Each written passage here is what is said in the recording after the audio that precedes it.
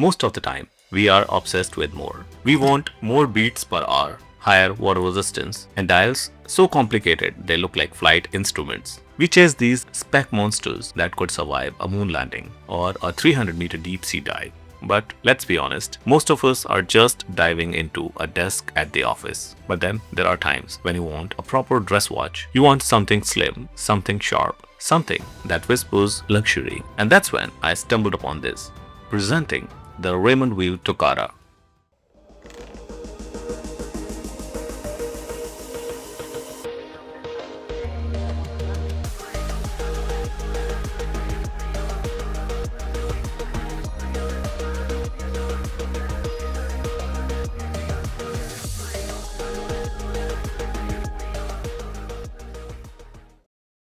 Hello and welcome back to our channel Restworthy. I'm your host Mohit, and today we are unboxing and spending some time with the Raymond Weil Toccata that defies the modern trend of bigger and louder. We are looking at a watch that focuses on the art of the dress watch. Is the Tokata a hidden gem, or is it just a pretty face? Let's find out. To understand this watch, you have to understand the name on the dial. Raymond Weil is a bit of a rare breed in 2026, but not in the way you would expect. While almost every other Swiss brand belongs to a massive group like Swatch or LVMH, Raymond Weil is still independent and family owned. It was started in 1976 by Mr. Raymond Weil himself, right in the middle of quartz crisis, while other heritage brands were literally closing their doors because of the Japanese quartz revolution. Mr. Raymond Weil was just getting started in Geneva. In the watch community, they are known as the entry-level luxury brand. In the watch world today, they are one of the last few independent, family-owned Swiss brands. They are deeply tied to the world of music, which is why their collections sound like a Spotify classical playlist and have names like Tokata, Nabucco, Maestro, and Percival. Compared to big names like Longines or Tissot, Raymond Weil feels a bit more boutique. You won't see everyone at the office wearing it, which I actually like.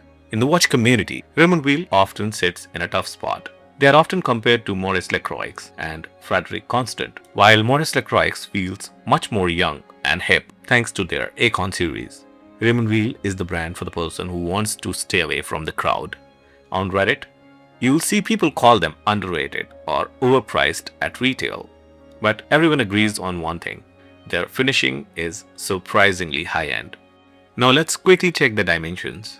The case diameter is 39 mm, thickness is 7.89 mm, lug to lug is around 44 mm, and lug width is 19 mm. But here's the real pro touch. They used curved spring bars to keep the strap hugging the case perfectly. And if you're a strap geek like me, who prefers straight bars, they actually drilled a second set of holes in the lugs to give you that option.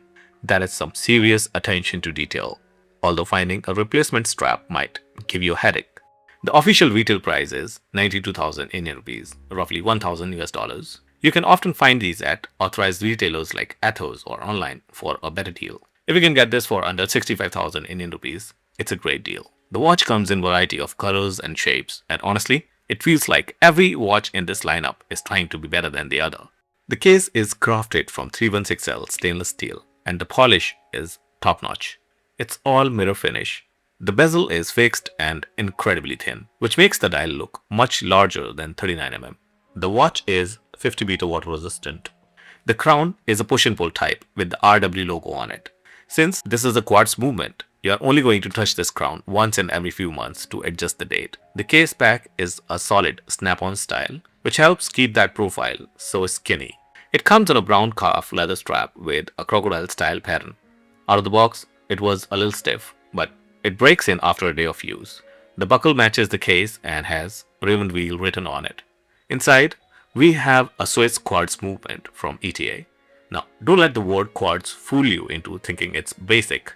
In the world of Swiss movements, ETA is the gold standard for reliability.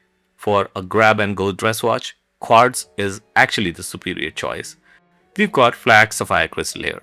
At this price point, anything less than sapphire would have been a crime.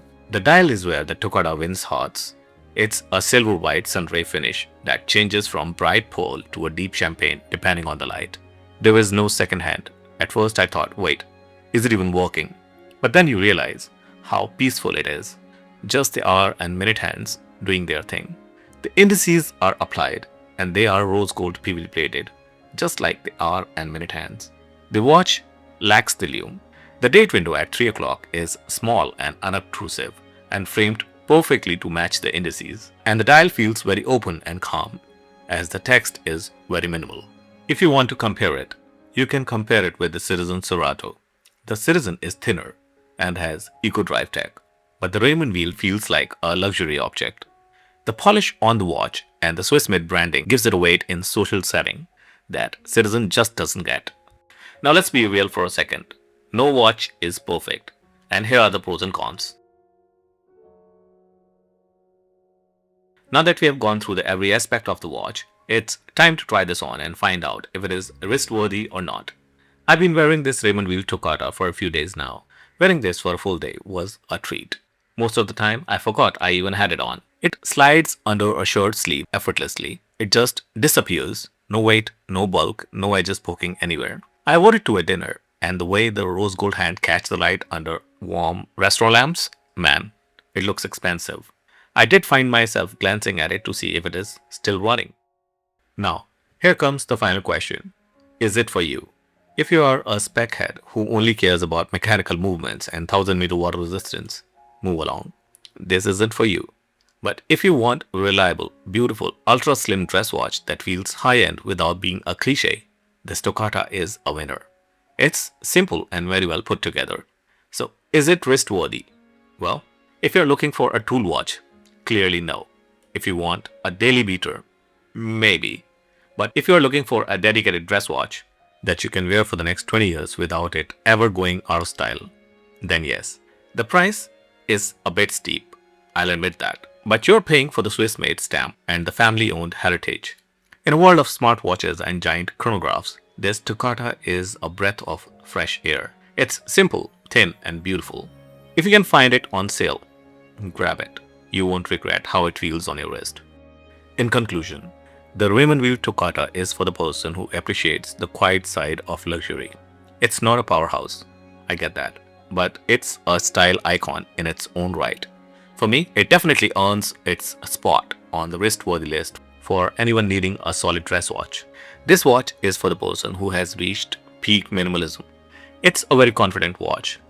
If you are tired of heavy, chunky watches, this is the reset button for your collection. In the end, I don't think it's trying to be the most innovative watch on the planet. It's not trying to disrupt the industry. It's just trying to be a really good watch. It's a reminder that the best things in life are often the ones we barely notice are even there until they catch the light. So that's it for today's review of the Raymond Weil Toccata. What do you think? Is a watch without a second hand is a deal breaker for you? Or do you like the clean dial? Let me know in the comments. If you enjoyed this video, hit that like button and hype the video so YouTube knows it's worth showing to more watch lovers. Subscribe if you haven't. I'll see you in the next one. Until next time, keep it classy and stay wristworthy.